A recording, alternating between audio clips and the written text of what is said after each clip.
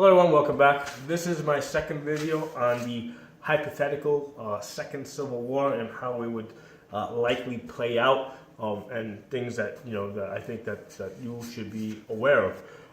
And basically, what this video is about is mass freezing, starvation, and depopulation. Okay, and the reason why I'm saying that is because there's no possibility of a wide-scale civil war that does not affect the energy supply and the food supply. Okay, and the thing that a lot of people don't realize is if you live in the northern part of the United States, okay, you are more likely to freeze to death before you starve to death. Okay, and the reason is that there's no situation where you have a wide-scale civil war and the electricity doesn't get knocked out. Okay, and it can happen at the source, right, at the power plant, or it could happen locally. I mean, basically, I can definitely see factions on either side shooting out the transformers, which are very easy to destroy and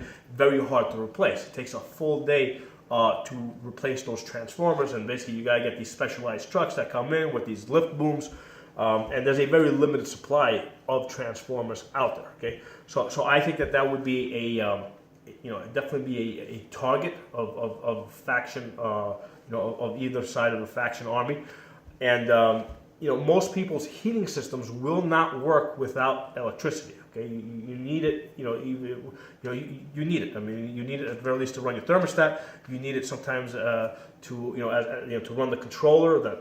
So most people's heaters will not work without electricity, regardless of whether you use oil heat or propane heat. Unless you have an actual fireplace, you're going to be in trouble. Okay, and a lot of people would make the mistake of trying to burn things inside their home. Which is going to result in them burning their house down, okay? Because unless you have an actual fireplace, what's going to happen is your house is going to catch fire, okay? So in that case, people are going to be left without shelter as well. Okay? So that's the first thing that people would have to deal with, the freezing aspect, and keeping in mind that any rebel leader, okay, or even any leader of a faction is going to time their attack. During the worst times of the year, they're basically going to use nature to their advantage. So, for example, in the north, they're going to time their attacks, when they know that temperature is going to be below zero. Okay, let's say in the what is it, southeast, right? Like in that in parts of the country where they normally get hurricanes. Okay, they're going to time their attacks during the hurricane season, specifically when they know that a hurricane is inbound. On the other side of the country, on the California side, California tends to be very flammable, so they're going to basically time their attacks when there's raging forest fires, okay, or they're going to start those forest fires. But basically they're going to use these disasters to plan their attacks around. Okay, so in the part of the country that I'm in, the heat, the energy supply is out. The electricity is out. That's a given, and that once the electricity goes, basically the fuel pumps won't work either. So now you can't get fuel into the trucks to deliver the food to this to the various distribution centers. Okay. If you're not immediately affected by the lack of heat, you're going to be affected by the lack of food. Okay, and if you guys pay attention, every time there's a major snowstorm coming in, people hit the supermarkets. Those shelves get cleared out pretty quickly. Okay, most supermarkets, most cities, most towns, they only have maybe a 3-day food supply. Okay. So all that food's going to be gone very quickly.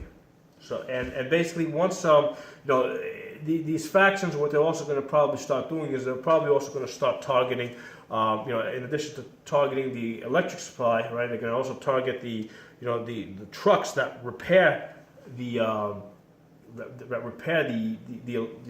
telephone poles and all the repair trucks. They're also going to start targeting the food delivery trucks. Okay.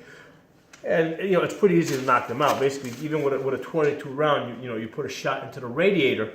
You start doing that to all the trucks consistently. There's only so many radiators, that exist that they can put into those trucks. So those trucks are going to be out for a long time. Once you start once you knock out 1,000 trucks that way. So the food supply is going to get knocked out really quickly. The cities have a very limited supply. Even rural towns have a pretty limited supply. So this is going to create chaos pretty quickly. And and mind you, this is a wide-scale thing that we're talking about. We're not talking about something that's localized. If it was localized, it really wouldn't be a problem because you would have help coming in from the surrounding areas. This is a situation that affects the whole country at once. Okay, so this is a wide-scale civil war type of situation where the food supply and the energy is interrupted across the board. Okay. So in that situation, there's no place to go because especially people in cities, all the fuel that they have is what's in their gas tank. Okay, they're not going to be able to go into the gas station and put more gas into their car because the pumps aren't going to be working because the electricity is out. And also, even if they were working, there's no more fuel coming in to resupply the gas stations. So they're going to get as far as they can on that one gas tank. And then what's going to happen is then you're going to have cars just being abandoned all over the roads, all over the highways, because they ran out of gas. So now the roads are basically going to be cut off, are really going to be cut off. Once you get like thousands of cars basically without gas stranded along the roads, I mean that's a long-term problem to now get those cars out of the way. So now people are going to they're going to get as far as they can, then they'll start walking. Well, I mean, picture this situation. You have all the New York City people, for example, that are going to basically get into New Jersey. Well, the New Jersey people are starving too. Okay, what are you going to do with those New Jersey people? Okay, basically, travelers in this type of a scenario are not welcome. Okay, they're not going to be welcome at all because you can't do anything with them. You can't help them. You can't help yourself. Okay, so now without food supplies, what's going to happen? Presuming that we're not at the point where, let's say this happens in the summertime, right, where we're not actually freezing to death, because, freezing, you can last maybe a week, maybe even 2 weeks without food. You're not going to last long if the temperature falls below zero, okay? So let's assume that now we're in the summertime, where, basically this situation happens, and basically the heat isn't the problem, but the food is a problem, okay? And people, are going to try to leave their immediate areas. They can only go so far, and basically, first they're gonna eat whatever they have available to them, whatever scraps they have. Then they'll eat the dogs. They'll eat the cats. Eventually, they'll start eating each other. Okay, the zombie apocalypse is a real thing. Okay, starving people at some point will start eating each other. First, they'll start eating the dead. Then they'll start killing people and eating them. I mean, think about it. You've got starving kids. What are you gonna do? Okay, your kids are starving. Okay, are you gonna let your kids starve? Most people would not. Okay, most people will do whatever they have to do to feed their kids. Okay, even if that means hunting somebody else down, and cooking them to feed their kids. Okay, so that's a realistic type of scenario that you guys gotta be aware of. That's how desperate people will get in that type of a situation. So basically, we've narrowed down that you cannot leave your area. You cannot go too far. If you travel out of your area, you're not going to be welcome, and you may end up on somebody's dinner plate. Okay, so what's the best case scenario? Okay, if you're the people who have a best chance of surviving a second civil war are probably going to be people living in rural areas, staying very low key. Now, what I mean by low key? Well, if you've got a ranch with 1,000 cattle on it, basically you are a magnet for getting raided. Okay, people are going to be hungry, they're starving. Okay, you can only defend yourself for so long because now you're going to have these raids that are going to be almost 24 hours a day. You may be successful the first day, you may be successful the second day, but at some point there are going to be enough people trying to get to your cattle that they will get to it. Okay, so having a lot of cattle, a lot of chickens, a lot of goats. That's going to attract a lot of attention. Farming has to be done at a specific time of year. If it's not done, if you miss the season, basically you're not getting anything out of the ground. So farming is a long-term type of planning, and basically modern day farmers need diesel fuel to run their tractors. So without diesel fuel, nothing's getting planted. Okay, so we're talking about a very wide-scale interruption in the food cycle. Okay, so that's why I say there will be mass starvation and mass depopulation, and I'm thinking something towards 90%. 90% population reduction. Within the first year or two. Okay, that's what I theorize. Okay. After that time period, right after that, once you get that depopulation, people will start working together. Okay, so that eventually people will come back together and start working together. But that's at the point where people don't see each other as a threat. Where now all of a sudden, people are seen as as useful, as a hey, come help me kind of thing. Okay, because that's not going to be initially. Initially, all people will be seen as a threat to each other,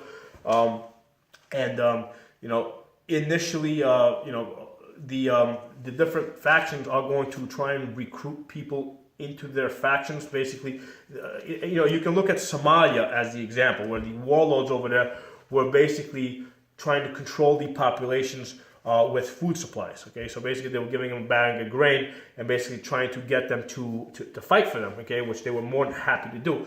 But with so many mouths to feed, you don't need to feed people that much. Okay, they'll work for less and less food.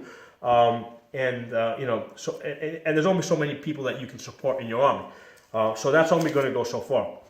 Okay, so that's how the militias, that's how the factions will utilize the starving situation. They will try and basically collect food. They'll probably be the ones raiding the farms, taking the food, right, and then using that as a bargaining chip to try and bring people over to their side, to their faction, and getting them to fight for them. Okay, one of the things I can tell you that whatever the initial cause was why this civil war started. Okay, by the time they get into it, a month or two, they're going to forget why they started. Okay, that's how things are going to evolve. Okay, so whatever they were fighting for initially is not what they're going to be fighting for a couple of months down the road. Okay, so that's my take on the on the position of the people. Okay, and how their position is going to develop in a in a second Civil War type of situation. So post some comments, let me know what you guys think. I'll talk to you guys next time.